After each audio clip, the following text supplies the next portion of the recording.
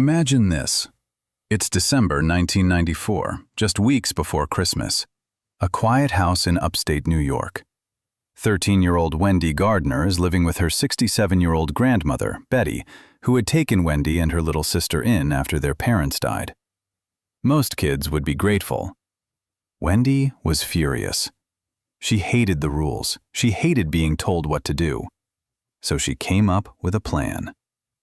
Wendy convinced her 17-year-old boyfriend, James Evans, to kill her own grandmother.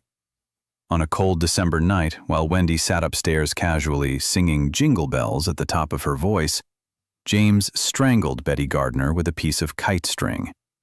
He wrapped it around her neck and pulled until she stopped breathing. Then the two of them dragged the old woman's body downstairs, stuffed it into a trunk, and tried to act like nothing had happened. But they weren't finished. They tied up Wendy's terrified younger sister and held her captive so she couldn't run for help. Somehow, the little girl managed to escape and got to a neighbor's house. That's when the nightmare finally ended.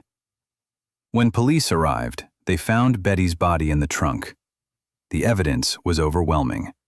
Both Wendy and James were arrested on the spot. At trial, they were convicted of second-degree murder. The judge called it one of the coldest, most calculated killings he'd ever seen.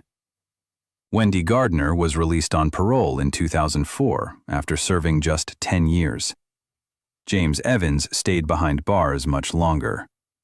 A teenage girl who had her whole future ahead of her, who chose to have her grandmother murdered right before Christmas, then sang carols while it happened. A family that should have been safe, destroyed by the one person who was supposed to love them most. How does a 13-year-old become that cold? Drop your thoughts below. Was 10 years enough, or should she have never walked free? And tell me if you want the next shocking true crime story from the list.